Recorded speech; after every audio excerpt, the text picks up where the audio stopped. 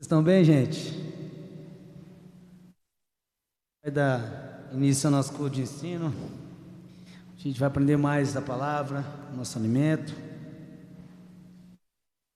Também vamos adorar o Senhor com louvores, né? Vamos adorar todo mundo, vamos cantar junto. Vamos adorar junto, tá? Vamos fechar nossos olhos? Pai querido, amado, queremos aqui declarar o nosso amor a Ti, Pai, nossa gratidão. Dizer que não há outro lugar melhor, Pai, para nós estarmos nessa noite, a não ser na Tua presença, Pai. Para Te exaltar, agradecer o Senhor, Pai, o que o Senhor é em nossas vidas. Com farto o Senhor vencendo, Pai, nos guardando, nos sustentando. Nós estamos aqui, Pai, para servir ao Senhor, Pai, fazer a Sua vontade, Pai. Usa-nos, Pai. Sua vontade prevaleça sobre nós, Pai. E a nossa, Pai, se não for de acordo com a Sua vontade, não, que caia em nome de Jesus, Pai. Receba a nossa adoração, que é do nosso coração, é a nossa gratidão ao Senhor. Nós Te louvaremos sempre, Pai. Em nome de Jesus, Deus.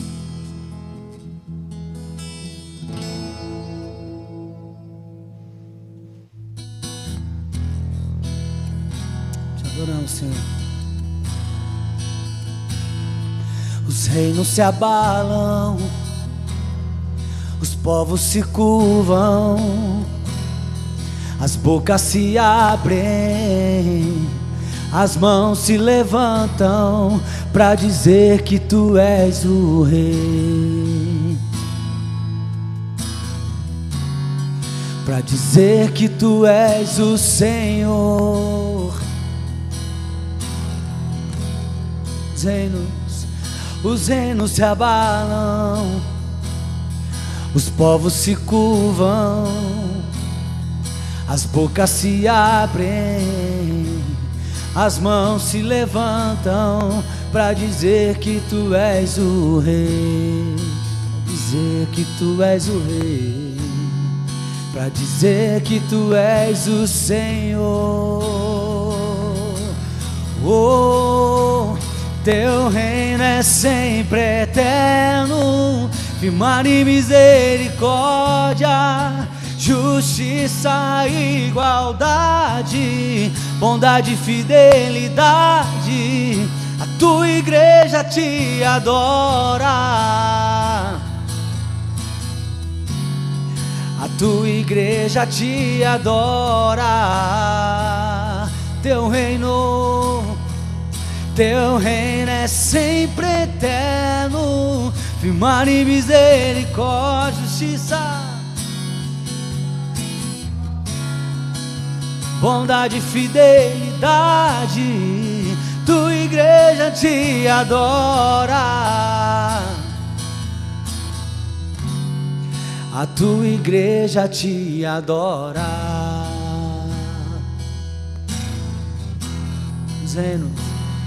Os reinos se abalam, os povos se curvam, as bocas se abrem, as mãos se levantam para dizer que Tu és o Rei,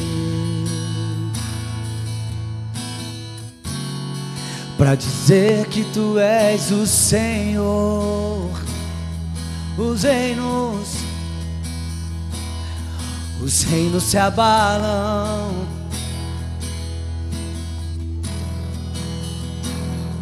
as bocas se abrem, as mãos se levantam para dizer que Tu és o Rei, para dizer que Tu és o Rei, para dizer que Tu és o Senhor, para dizer que Tu és o Rei, para dizer que Tu és o Senhor, para dizer que Tu és o Rei, para dizer que Tu és o Senhor. Teu reino é sempre justiça, bondade e fidelidade. Tua igreja te adora.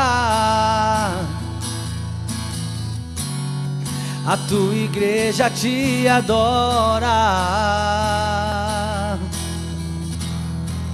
Teu reino é sempre eterno, mar e misericórdia.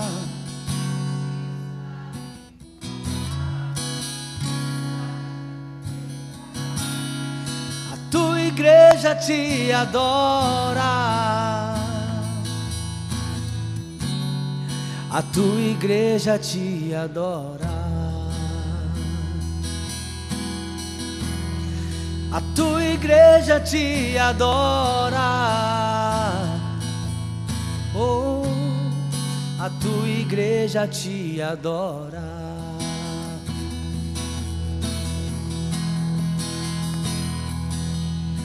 Se o sol se pôr e a noite chegar, tu és quem me guia. Se a tempestade, tu és meu abrigo. Se o mar me submergir, a tua mão me traz respirar e me faz andar sobre as águas. Tu és o Deus da minha salvação. És o meu dono, minha paixão, minha canção e o meu louvor.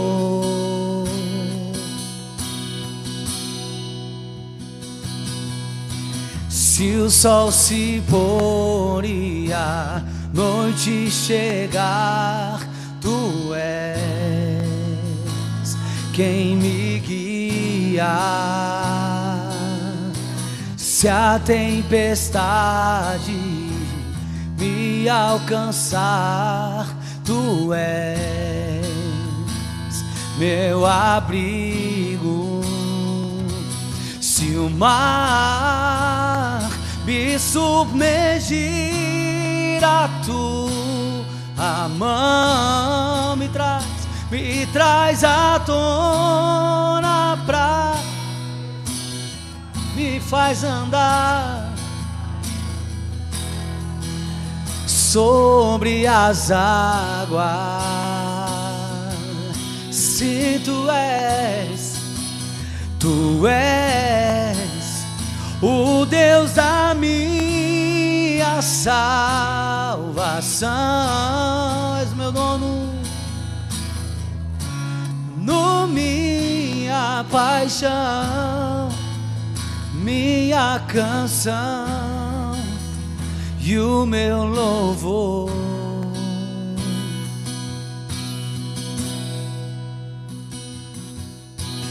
Aleluia,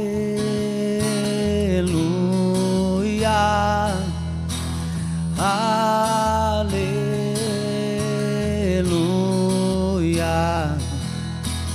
aleluia, aleluia.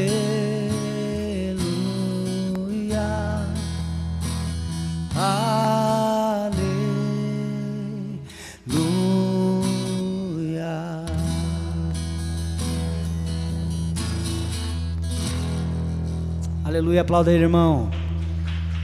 Chamamos Deus. A palavra está com o pastor Igor.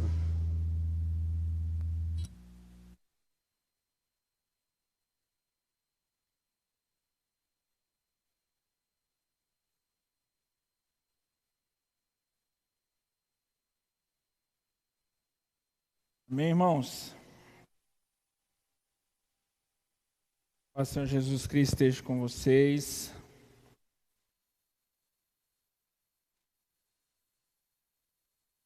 Vamos para mais um dia do nosso estudo sobre o livro de Romanos, terceira aula. E hoje Ju, encosta essa porta, fazendo um favor aí para mim, e fala para as crianças dar uma seguradinha lá.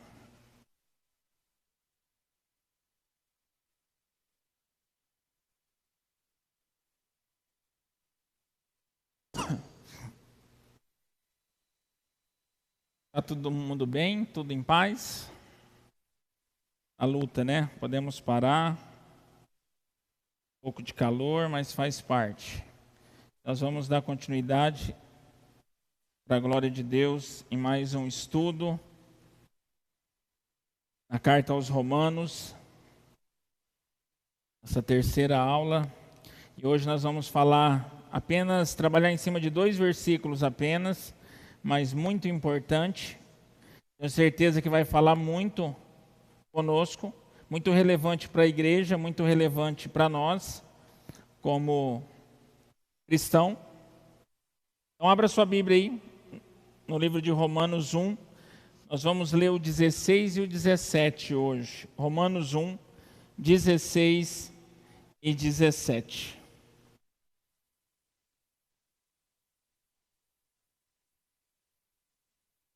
De agora para frente, esse livro vai ficar muito interessante. Embora, irmãos, para não esquecer, hoje é nosso último o culto de ensino do ano, tá?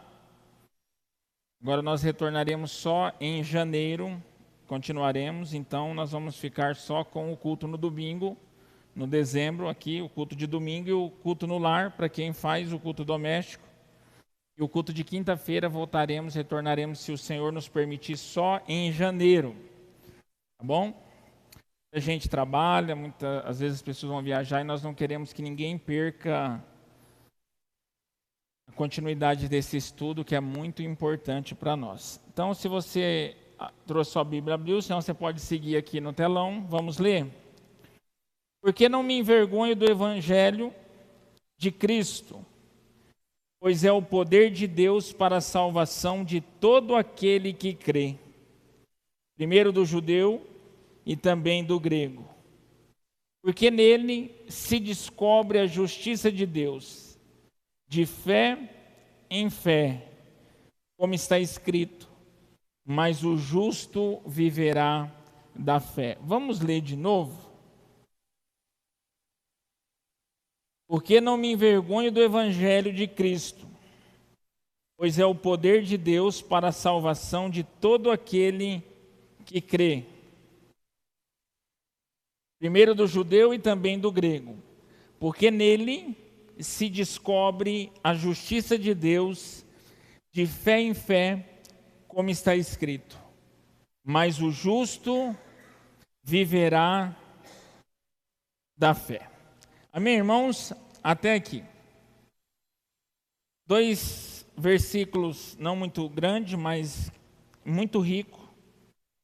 E eu vou fazer algumas considerações aqui para vocês entender, à luz da vida de Paulo, levar em consideração a questão histórica, e quem estava falando que não se envergonhava do Evangelho. É lógico que nós vamos poder depois aplicar para a nossa vida, para o nosso dia a dia, mas baseado nesses 2 versículos, nós precisamos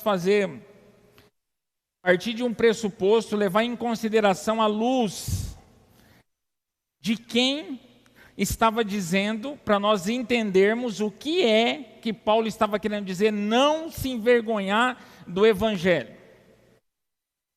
Nós estudamos nos versículos anteriores, que Paulo estava em Corinto, recolhendo a oferta para os irmãos mais pobres de Jerusalém, da Judéia. E ele tinha um propósito de viajar para Jerusalém, fazer a entrega dessa oferta para a igreja. E depois de lá ele tinha muita vontade, como nós vimos nos versículos anteriores, de passar por Roma, a capital do Império Romano.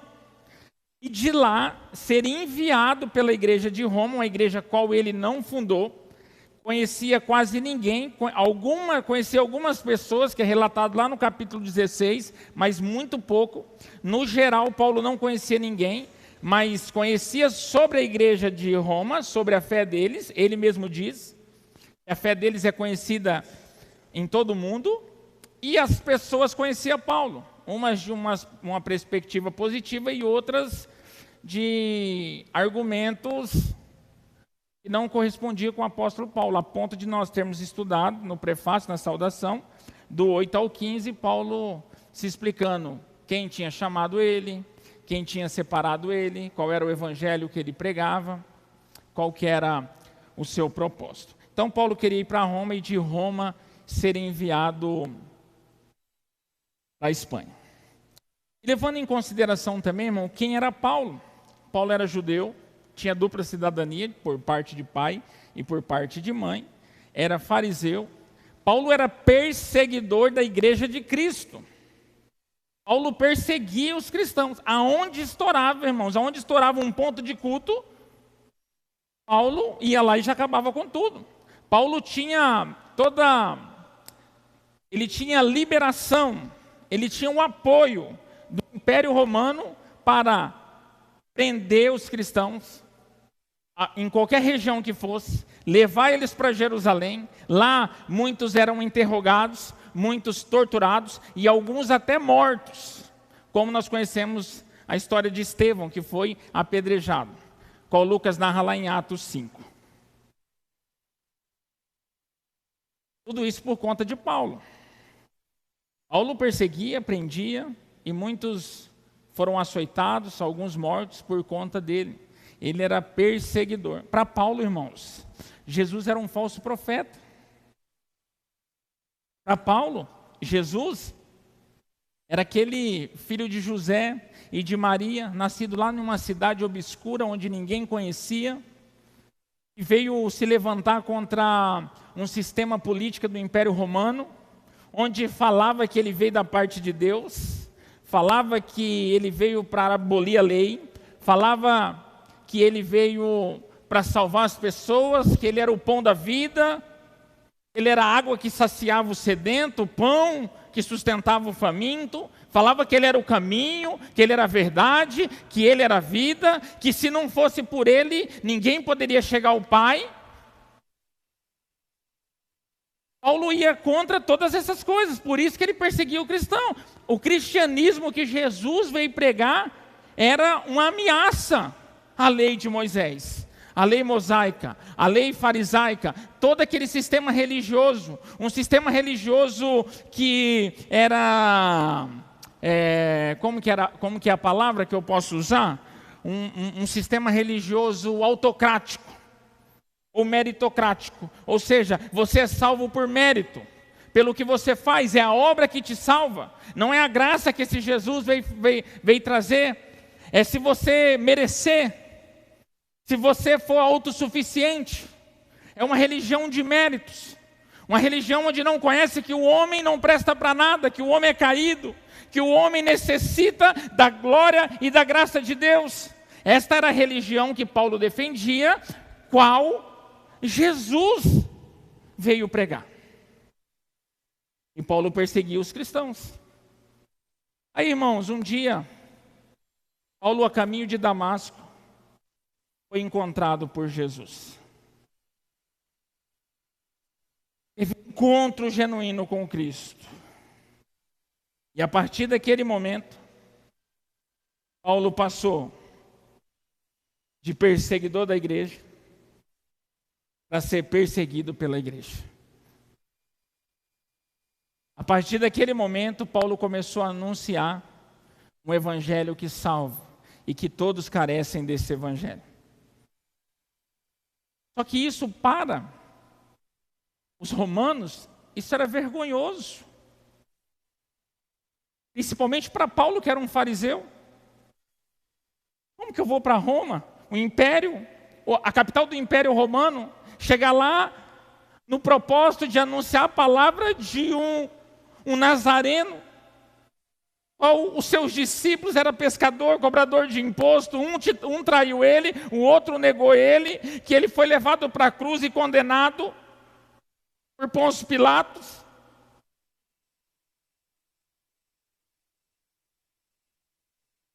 Isso para muitos era feio. Aí Paulo diz assim: porque eu não me envergonho do Evangelho. O Evangelho qual eu corri atrás, eu perseguia para tentar destruir, hoje eu tenho prazer porque ele me alcançou.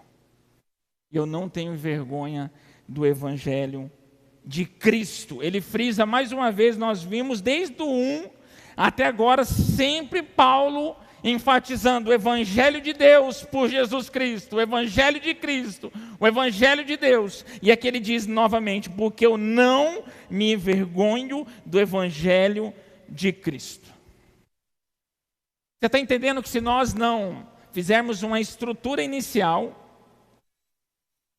um ponto de vista de quem está dizendo que não se envergonha do Evangelho, talvez a gente vai achar que ter vergonha do Evangelho é quando a pessoa pergunta assim: que religião que você é? Você é crente? O que você é? Aí você não sabe o que responder. Não, isso não é se envergonhar do Evangelho.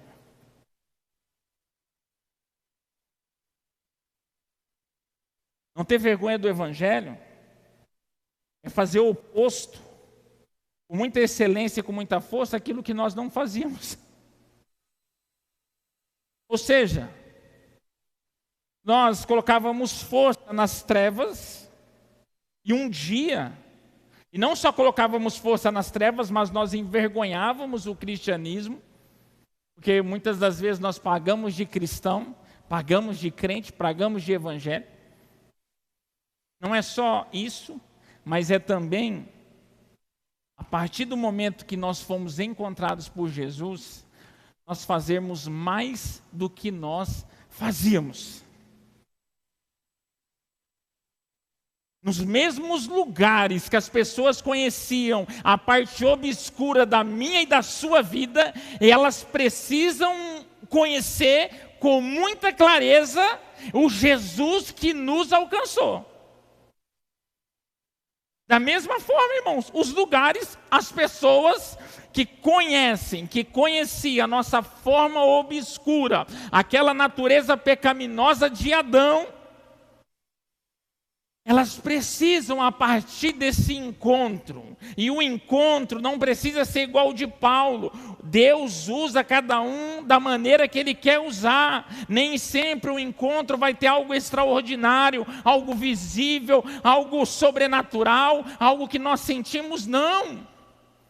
Não é dessa maneira. Deus usa, tem um encontro segundo a vontade dEle para cada um. Mas a diferença é o que cada um evidencia partindo disso. Sabe por quê, irmãos? Porque tem muitas pessoas que depois do momento que ela se diz que é cristão, ela se diz que é crente, ninguém vê diferença na vida dela. Ela continua fazendo as mesmas coisas, seja perseguir a igreja de Cristo, seja envergonhar, seja fazer facção, qualquer coisa que ela faça, depois que ela se torna crente, ela não muda o que ela está fazendo. Simplesmente ela aderiu uma nomenclatura de cristão.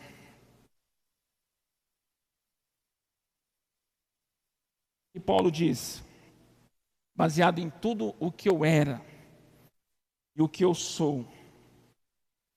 Você imagina, irmãos, Paulo, ele era tido como traidor do Império Romano.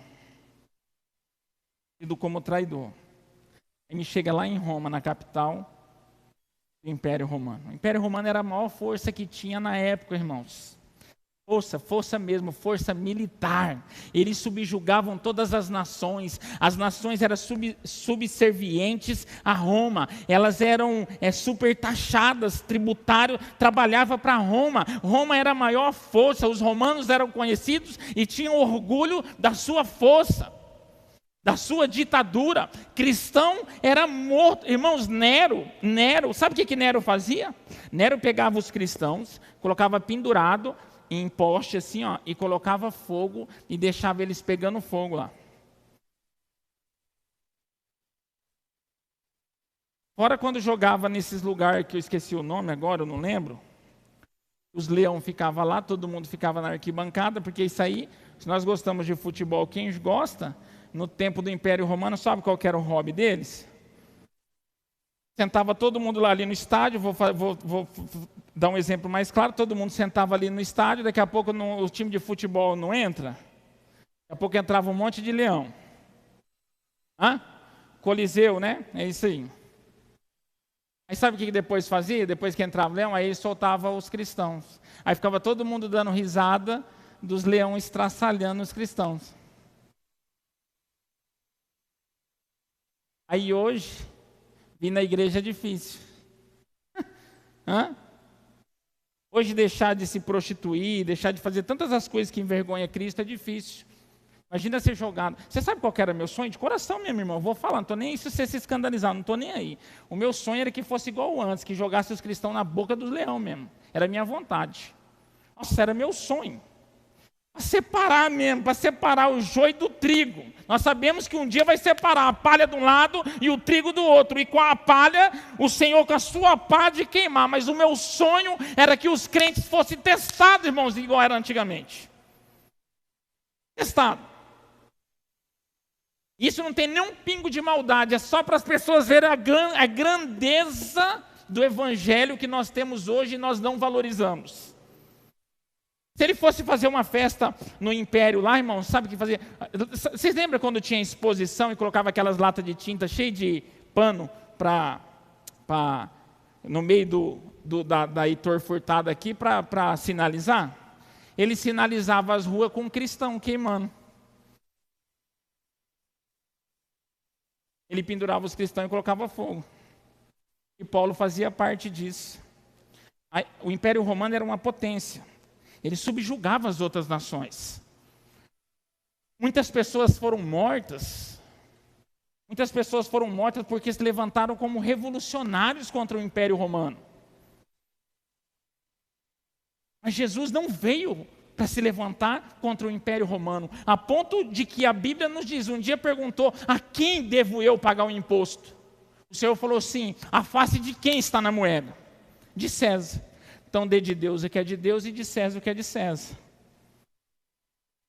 Jesus não veio para se levantar contra um sistema político, irmãos. Jesus Cristo veio para nos libertar das trevas. Uma nação caída, para nos trazer amigo de Deus, nos aproximar de Deus, pagar um preço na cruz, foi para isso que Jesus veio. Mas eles não entendiam dessa forma, a ponto que Jesus foi morto, crucificado e condenado da pior forma que tinha na época, que a pior condenação que tinha na época, para um cidadão, era ser prego no madeiro. Pior coisa que tinha. Jesus foi morto da pior maneira que aconteceu. Então aí você imagina, Paulo fazendo participante de todas essas coisas. Daqui a pouco chega Paulo lá em Roma, na capital do Império Romano, e fala assim, eu vim aqui pregar Jesus. Você veio o quê? Você veio falar de Jesus? Aquele filho de José, lá de Nazaré? Aquele que nem até seus discípulos o traíram? Quem seguia ele era pescador, cobrador de imposto, um povo sem futuro, é esse mesmo? Foi morto e prego numa cruz, é esse Jesus? Ele falou, é esse Jesus, e eu não me envergonho deste evangelho. Essa palavra é muito interessante para nós.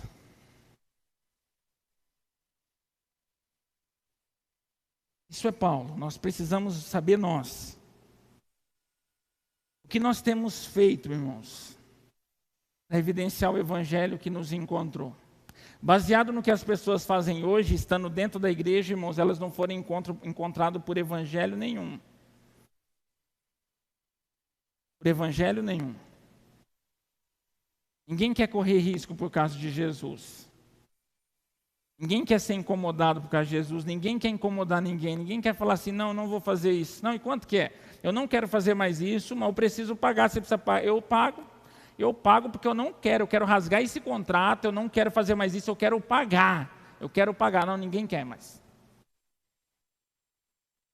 Ou seja, as pessoas hoje, se elas fossem expressar esse versículo, elas teriam que dizer assim: eu me envergonho do Evangelho de Cristo. Mas, tá?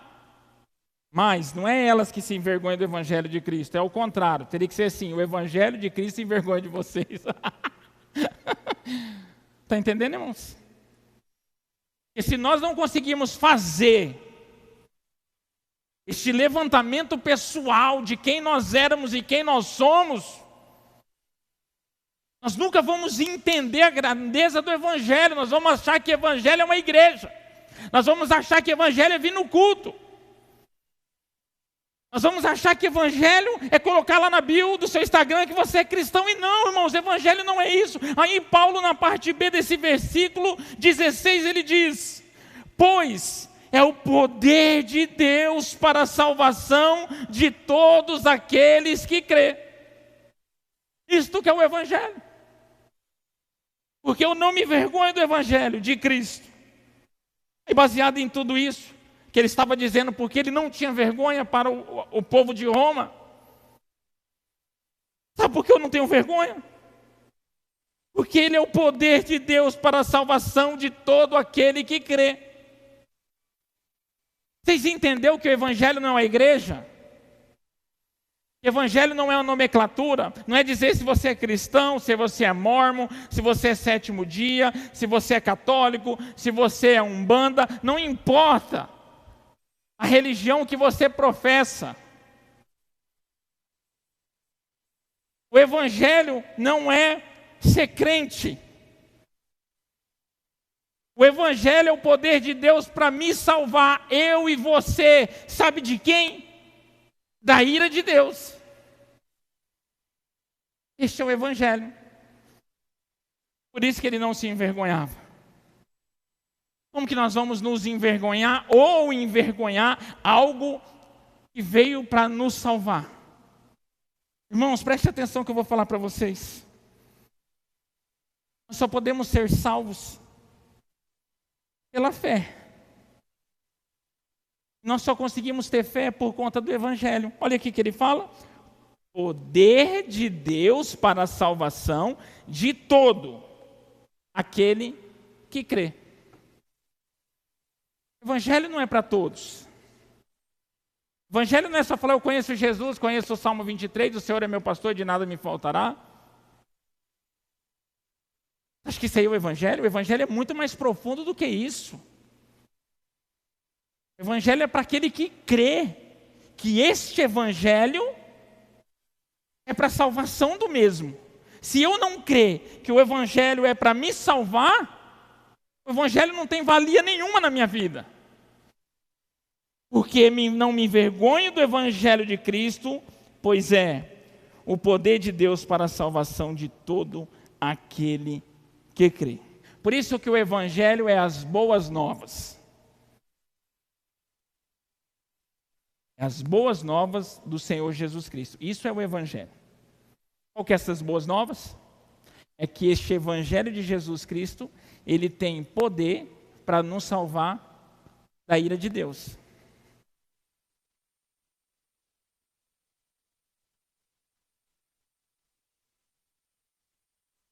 Tem muita gente que acha que o Evangelho, ou ser evangélico, ou evangelicalismo, é uma religião formal, é você ser formalista. O que é você ser formalista? Hoje é o que nós mais vemos. Ah, agora eu sou crente. É.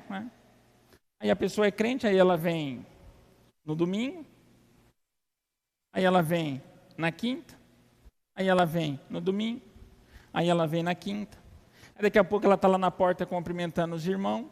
Daqui a pouco ela está mexendo no som, daqui a pouco ela está cantando, daqui a pouco ela está tocando, daqui a pouco ela está lendo um salmo, daqui a pouco ela está ajudando na cozinha. Isso é formalidade. Isso é uma religião formalista. Isso não é o Evangelho. Isto não é e nunca foi. Por isso que muitas pessoas não vão ser salvas, mesmo dentro da igreja. Por quê? Porque não foram alcançados por aquilo que tem poder de nos salvar. E aquilo que tem poder de nos salvar, quando ele nos encontra, ele muda a perspectiva da nossa vida presente e a perspectiva da nossa vida vindoura. Ele muda. Ninguém que é encontrado por esse evangelho, pois que é o poder de Deus, permanece da mesma maneira no presente e com uma perspectiva futura. Ninguém. Agora, aquelas pessoas que se tornam formalistas, elas continuam do mesmo jeito. Elas não iam na igreja de domingo, agora vai. Elas não tinham talvez um círculo de amizade mais sadio, agora tem. Mas, gente, isso não é, irmãos, nós precisamos entender isso de uma vez por todas. Isso não é evangelho. Isso não é evangelho. Jesus não é um cara moralista, não é um cara formalista. Jesus nunca aplicou o poder da sua palavra ou do evangelho de uma forma formal em algo, alguém ou alguma coisa. Não. A ponto que nós vamos lá para a carta de Judas, ou 2 Pedro, agora eu não lembro, diz assim: cuidado para que ninguém vos julgue por dia de festa, pelo que comer, pelo que beber, coisas formais.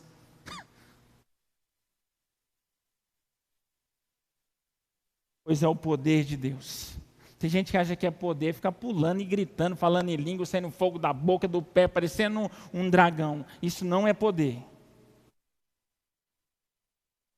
Porque os dons do Espírito Santo, a manifestação do Espírito Santo não é igual desenho animado, igual o Jasper, o He-Man, a Tartaruga Ninja, o Homem-Aranha, não existe. A palavra poder, aplicada no original, é uma autorização. Lembra quando a mesma palavra, com a mesma raiz, ela é aplicada quando Jesus diz para os seus discípulos: não saiam de Jerusalém, até que do alto sejam revestidos de poder. Não saiam daqui, até que vocês obtenham a autorização para vocês saírem e pregar o evangelho. Ou seja, o evangelho é a autorização evidenciada por Jesus Cristo para salvar eu e você. Essas religiões de poder. O evangelho nunca foi e nunca vai estar atrelado a coisas miraculosas e sobrenaturais. A ponto de você ver e falar: nossa, ali está o poder de Deus. E subjugar outra pessoa que não manifesta e falar: nossa, ali não tem o poder de Deus. O poder de Deus é a autorização para que o Espírito Santo habite em nós, seja o nosso auxiliador, nos direcione. E o poder de Deus para a salvação de todo aquele que crê, que é o Evangelho, que é as boas novas de salvação. Ou seja, se você receber, se você crer que Jesus é o Messias enviado, o Filho de Deus, ao qual vai voltar para nos sentenciar, não é para julgar, é para sentenciar. Você está fazendo uso dessa autorização para ser salvo. Aí Paulo diz: eu não me envergonho desse evangelho. Não me envergonho, não. Esse evangelho é o evangelho, este Jesus, por mais que não tenha formosura, não tenha beleza, não chame a atenção de ninguém, não tem carro para andar, nem casa para morar, nem onde comer. Ele diz que ele não tem nem onde encostar a cabeça. Quando ele nasceu, ele precisou de uma manjedoura, um lugar para nascer, que não tinha. Quando ele foi entrar em Jerusalém, na entrada triunfal, ele precisou de uma mulinha emprestada. Quando ele foi fazer a ceia, no cenáculo, ele pediu emprestado, que não era dele.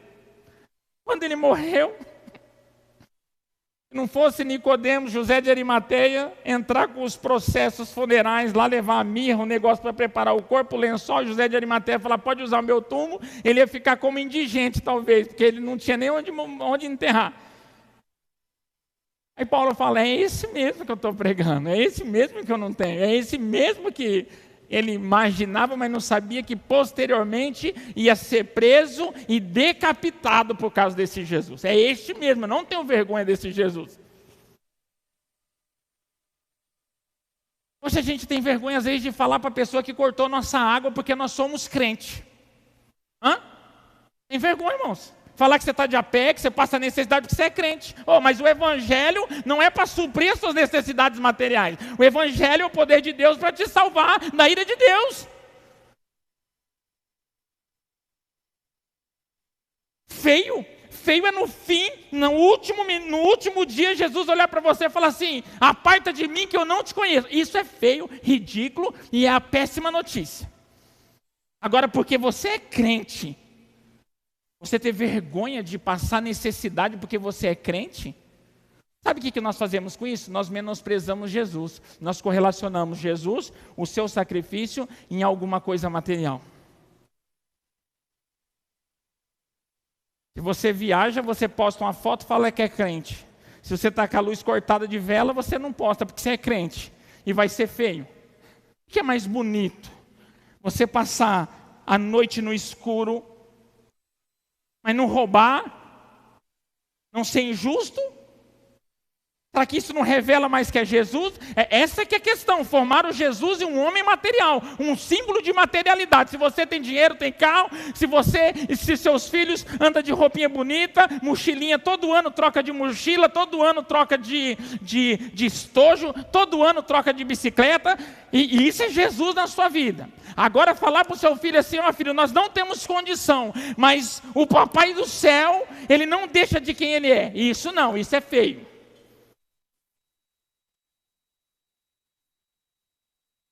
Ou seja, nós envergonhamos o evangelho.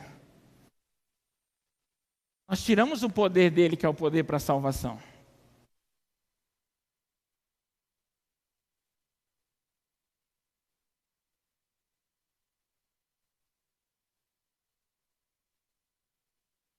Deus não teve poder nenhum na vida de Jó, baseado no evangelho, né? Deus, que poder que Deus tem? Se a gente for no âmbito que nós entendemos que o evangelho é hoje, fazer uma aplicação no que Jó passou, nós podemos falar que Deus é miserável, que Deus não tem poder para nada e não presta para nada e errou. E é um mito. Na verdade, na verdade é que Deus nem existe. Nós viemos do Big Bang. Caiu um meteoro, só que nós não sabemos quem fez esse meteoro, e daí nós nascemos. Baseado no poder de Deus, no que passou por Jó, porque Jó só sofreu.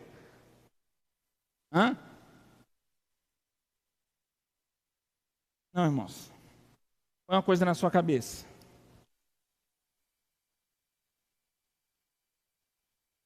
Você não precisa de dinheiro. Você precisa de Jesus.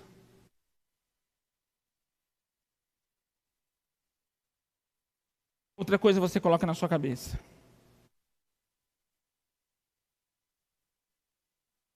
Você não frequenta uma igreja para ficar rico. Você frequenta uma igreja para evidenciar que você crê em Jesus. Você não precisa de dinheiro para isso. Você precisa de Jesus para ser salvo.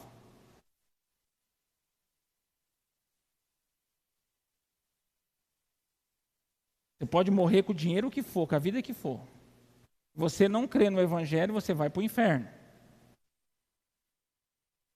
E eu vou te dar outra má notícia agora. Lá no inferno, o mesmo que te criou é o que vai te condenar. Sabe aquele Deus que teria que ser de praxe? Presta atenção. Sabe aquele Deus que você pede a bênção dele para dormir e fala, Senhor, me dá um sono e me proteja, e que amanhã cedo o Senhor me abençoe, que eu acorde? Sabe esse Deus? É o que vai te infernizar lá no inferno. Ele não é o diabo não, porque o diabo vai estar no mesmo pacote. É o mesmo Deus que te criou. O Deus que hoje as pessoas renunciaram, envergonharam, apedrejaram. É isso aí. O Evangelho é para nos escapar, para nos tirar disso aí. Aí daquele que cai na mão de um Deus irado. Aí daquele que foi inimigo por desobediência a Deus. Aí daquele. Que hora que é o jogo que você falou? 9 quanto? 3. Paulo diz assim: porque eu não me envergonho do Evangelho de Cristo, pois é o poder de Deus para a salvação de todos aquele que crê. Primeiro o judeu e também depois do grego. Aí no 17 ele diz assim: porque nele o quê? Não é em Paulo. Porque nele no Evangelho. Ele está falando do Evangelho, olha o contexto. Porque nele descobre a justiça de Deus de fé em fé. No Evangelho, que é o poder de Deus, nós descobrimos a justiça de Deus. O que é a justiça de Deus, irmãos? O que é a justiça de Deus? É totalmente contrário. Estou de queimado, olha.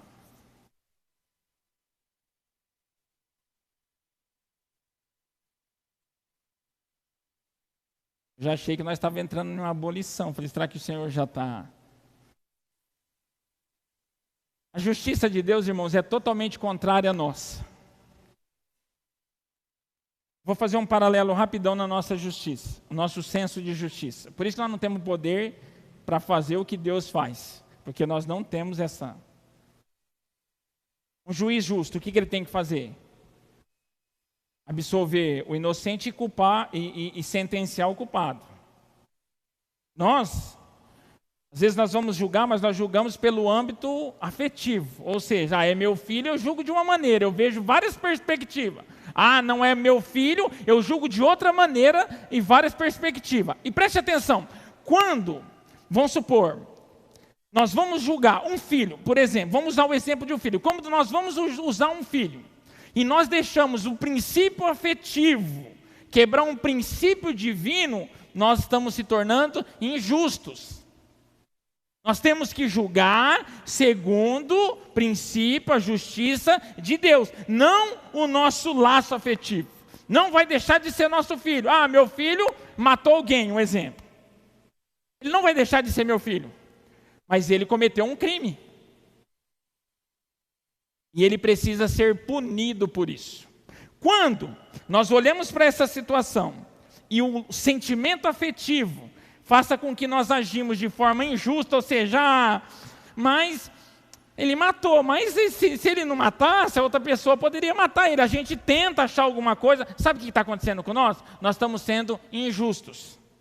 Essa é a diferença da justiça de Deus. O que é a justiça de Deus que se manifesta no Evangelho de Jesus Cristo? É justificar pecadores igual eu e você, tá? Sem deixar de ser justo. Ele pega pessoas pecadoras, caídas, todas. A palavra aqui em Romanos, um pouco para frente, fala: todos pecaram e carecem da misericórdia de Deus. Ou seja, ele pegou uma nação caída, uma nação pecaminosa e justificou essa nação sem deixar de ser justo.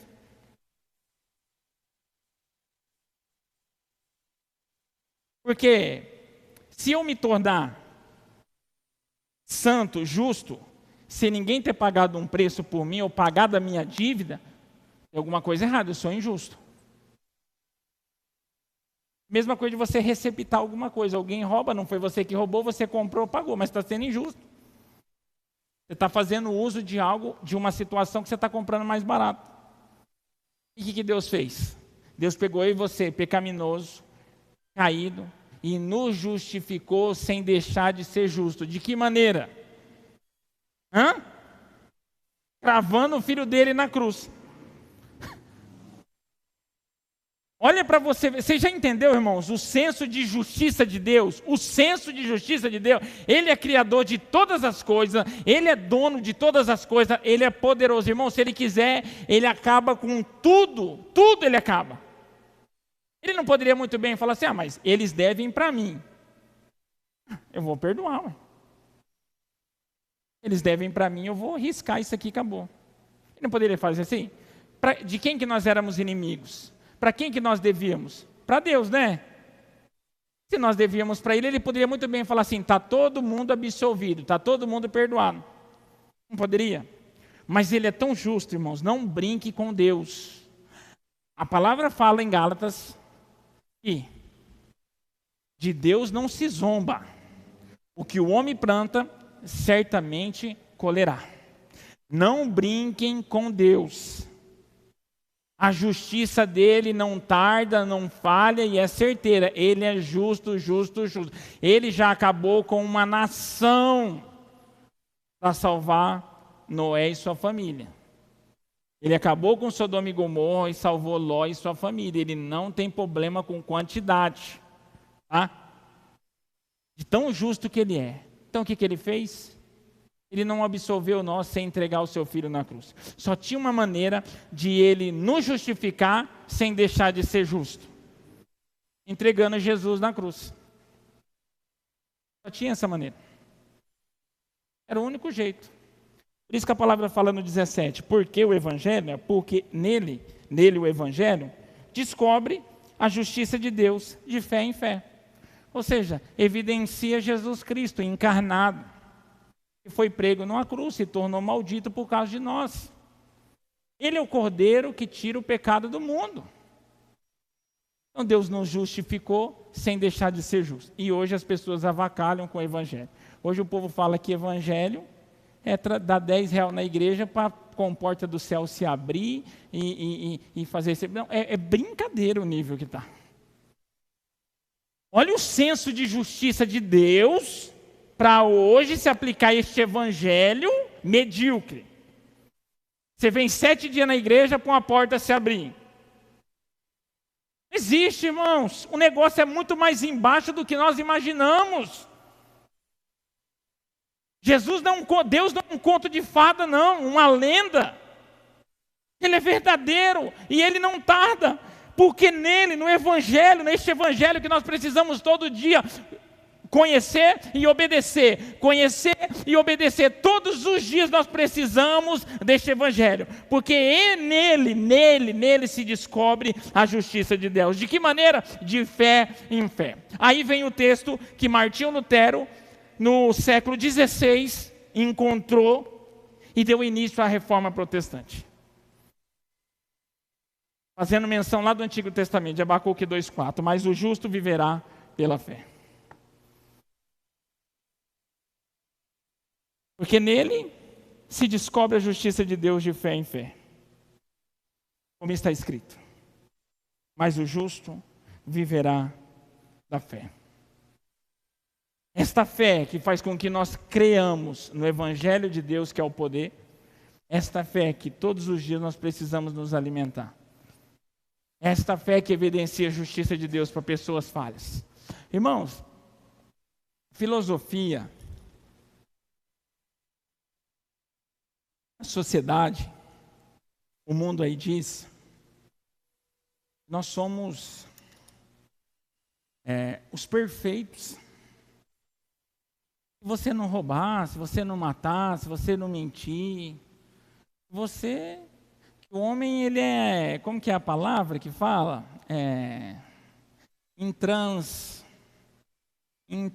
A palavra correta para isso, não é intransingível, uma palavra assim, agora eu não lembro. Eles falam que o homem assim, é só você olhar para dentro de você.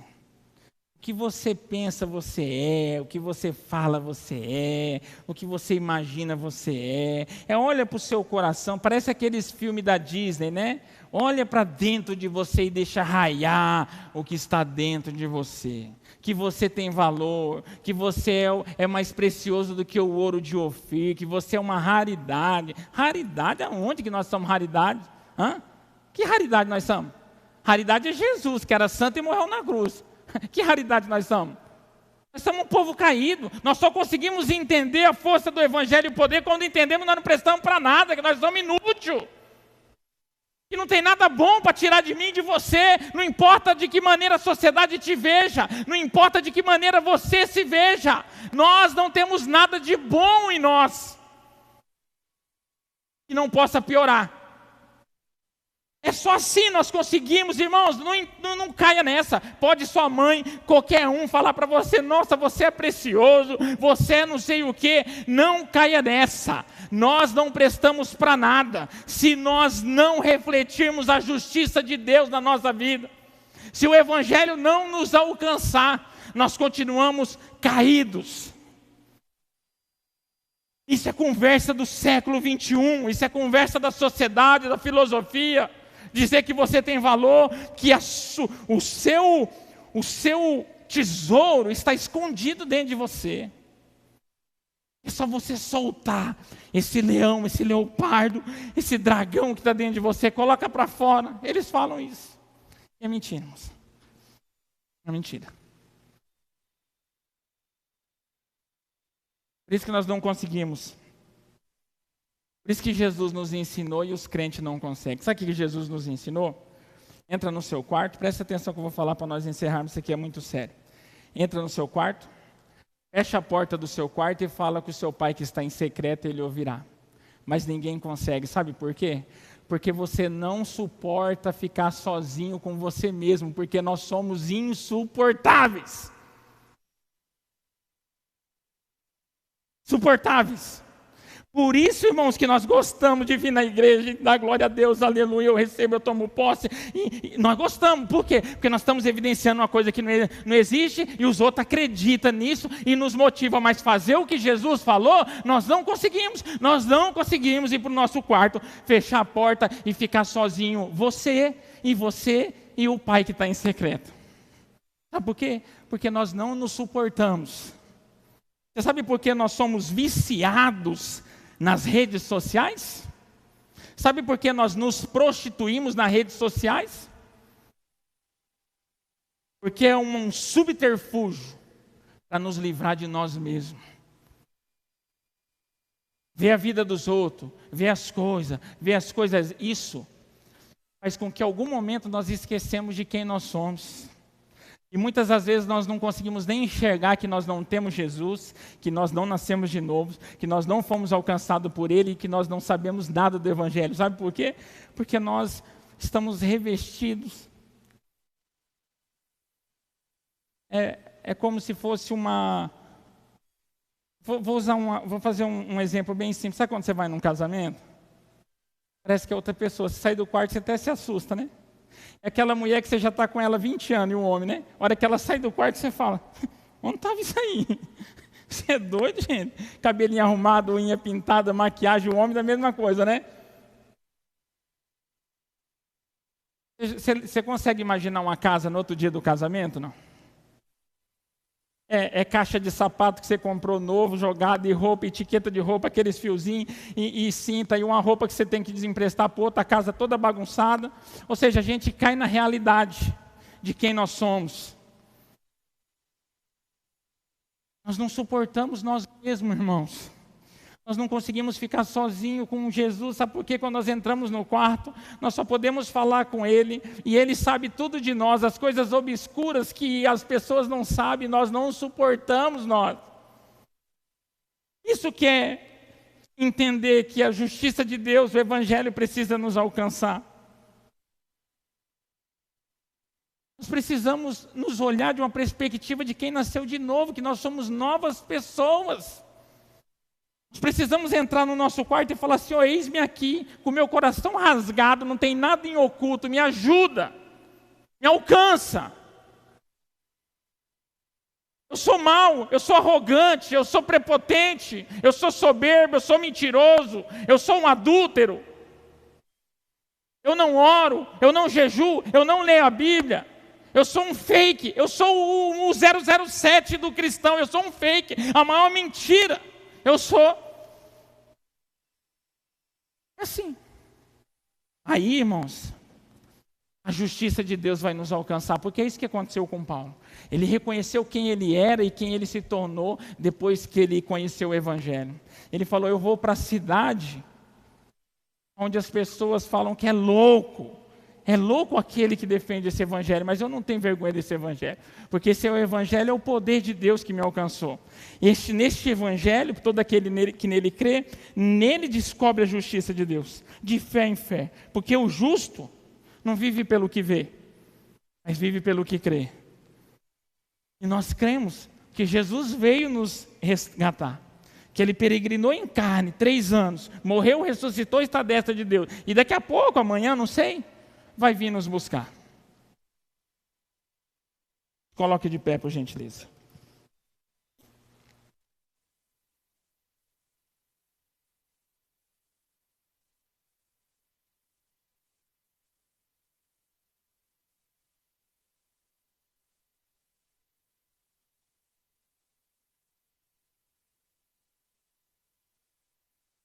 Ser cristão, irmãos, ser alcançado pelo evangélico não é participar de uma igreja formal, não é, tá? Não é.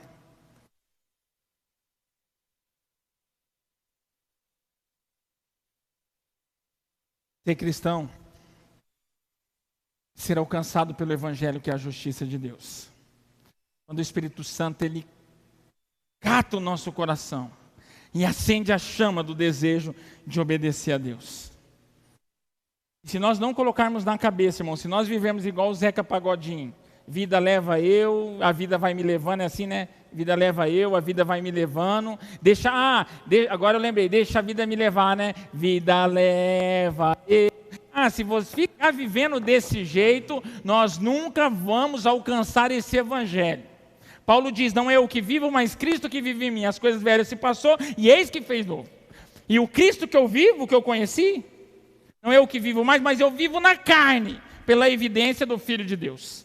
Se nós não entendermos que nós precisamos de Jesus para mudar de quem nós somos, nós nunca vamos querer. Nós vamos achar que a igreja é um manicômio. Nós vamos achar que a igreja é uma clínica terapêutica. Nós vamos achar que a igreja é o Cine, onde nós vamos lá para arrumar um emprego. Nós vamos achar que a igreja é o cartório, onde você vai para casar. Ou a igreja é o Tinder, onde você arruma um casamento, um namoro. Nós vamos achar que a igreja é isso aí. É um cassino, que você chega pobre e sai rico. Não, se nós não conhecermos as Escrituras e entender quem nós somos, nós nunca vamos entender que a igreja é o ajuntamento de todo aquele que crê que Cristo é o Filho de Deus e que esse Jesus tem poder para nos alcançar e para nos salvar. Vamos orar? Obrigado, Jesus, por mais esse tempo, Senhor, de aprendizado, de clareza da Tua palavra. Obrigado pelo Teu Evangelho ter nos alcançado e nós não nos envergonhamos do Teu Evangelho, Senhor. Nós não envergonhamos do Teu Evangelho. Vergonha em escutar no último dia, se aparta de mim porque eu não Te conheço. Obrigado porque o Senhor tem cada dia mais, Pai, aberto o nosso coração, a nossa mente, que essa palavra ela tem sido plantada no nosso coração. Nós não possamos, Pai, envergonhar, nem ter vergonha, e não é o ponto só de ter vergonha, que nós não podemos envergonhar o Teu Evangelho. O poder da Tua justiça, que nós não podemos, nos ajuda. Nós precisamos do Senhor, Pai. O Senhor é bondoso, maravilhoso. E como é bom, Pai. E como é bom, todos aqueles que crê, nós vemos fluir de dentro de nós rios de águas vivas. Águas que alcançam as pessoas, Pai. Alimento para o faminto, água para o sedento. Nos leve debaixo da Tua proteção para os nossos lares. Dê um resto de semana abençoado, Senhor. E que o Senhor faça com que essa palavra germine no nosso coração. E que a partir de hoje tenhamos uma perspectiva de vida em Ti, Pai, de uma forma diferente. Obrigado, Pai. Nós Te amamos, nós Te glorificamos. E nós vamos Te exaltar para todo sempre, porque o Senhor é digno e merecedor de toda a honra. Fica conosco. Amém. Amém. Aquele que crê, diga amém e aplauda o Senhor em nome de Jesus, irmãos. Estamos encerrados. Domingo, ceia do Senhor às 19h30. Não falte, chame mais alguém. Vai ser um culto maravilhoso. Nós vamos entregar o nosso melhor para o Senhor. Não vai embora.